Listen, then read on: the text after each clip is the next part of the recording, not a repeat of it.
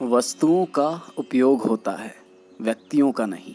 लेकिन जब तुम वासना से किसी को देखते हो, व्यक्ति खो जाता है, वस्तु रह जाती है।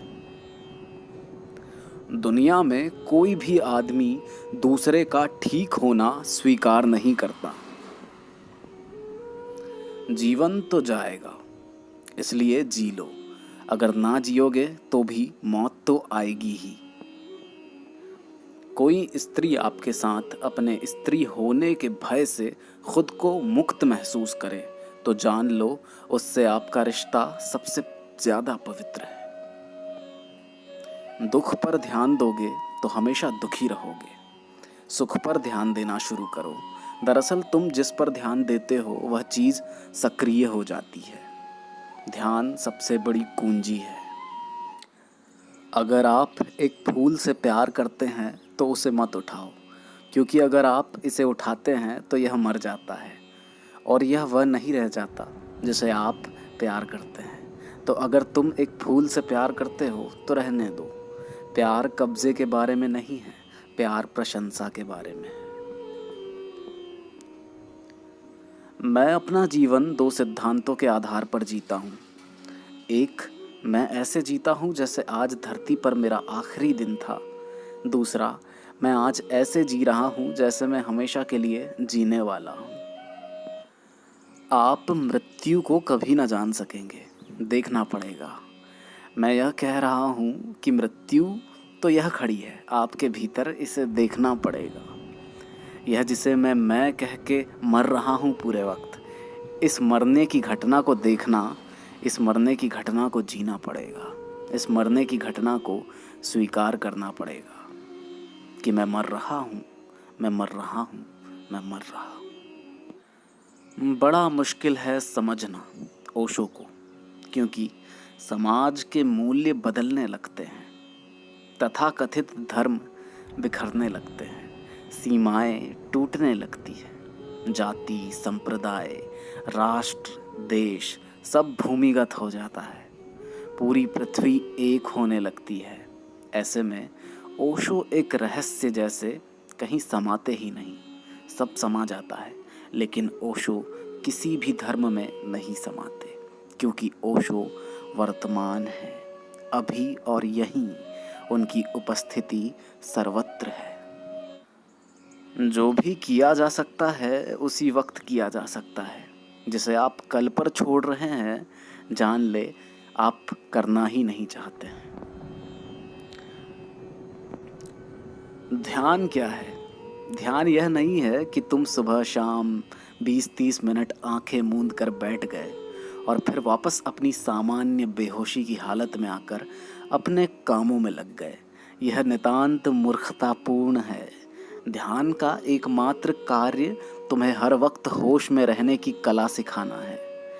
काम करते हुए, चलते हुए, बैठे हुए, खाना खाते हुए हर पल होशपूर्ण। तभी एक दिन वो घड़ी आएगी जब तुम अपने को अपने शरीर से अलग देख पाओगे, और जिस दिन ऐसा घटित हुआ उसी दिन तुम्हारा जन्म सफल हुआ। सुकरात से पूछा एक युवक ने कि मैं विवाह करने का सोचता हूँ। सुकरात ने कहा, विवाह करो, विवाह के लाभ ही लाभ हैं। उस युवक ने कहा, ज़रा मैं सुनूं, कौन से लाभ हैं? सुकरात ने कहा, अगर अच्छी पत्नी मिली, समझदार पत्नी मिली, तो प्रेम का विस्तार होगा, और प्रेम का विस्तार इस जगत में सबसे बड़ा लाभ है। और अगर मेरी जैसी पत्नी मिल गई तो वैराग्य का उदय होगा, और वैराग्य तो राग से भी ऊपर है। वह तो प्रेम की पराकाष्ठा है, वह तो परमात्मा से प्रेम है। दोनों हालत में तुम लाभ ही लाभ में रहोगे। तारों को देखने के लिए भी अंधेरे की आवश्यकता होती है। धर्म कभी खराब नहीं होता, इंसान ही खराब होता है, और खराब इंसान का कभी कोई भी धर्म हो ही नहीं सकता। मनुष्य के जीवन की सारी यात्रा जो अज्ञात है उसे जान लेने की यात्रा है, जो नहीं ज्ञात है उसे खोज लेने की यात्रा है, जो नहीं पाया गया है उसे पा लेने की यात्रा है, जो दूर है उसे निकट बना लेना, जो कठिन है उसे सरल बना लेना। जो अनुपलब्ध है उसे उपलब्ध कर लेने की यात्रा है।